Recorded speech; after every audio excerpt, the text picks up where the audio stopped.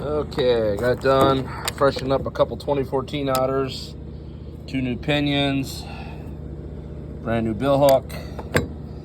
Just so you guys know, leading cause, see that taper? It allows that to get off center. And we got ourselves over here a couple of nasty looking cams. Took that tooth right off. This one's starting to. See, it's knocked that one off. When they start leaning, these gears, guys, and these are pinion gears, they're supposed to be nice and square. As you can see on that one, it's rounded. If you look at the new ones, take a look. See how nice and square the edges are? That holds everything in alignment. Same with the bill hook. After time, they wear on here in the corners and on this corner. And they start to turn, so every time that cam gear goes around, the teeth have to bite harder to get everything back in alignment, so it starts wearing the tips of it. So if you run new pinions, you should never have to worry about your cam gears. So that goes for New Holland, John Deere.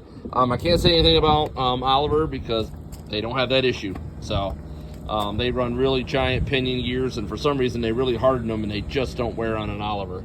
So this is what I'm doing today, guys. 24T, putting it together.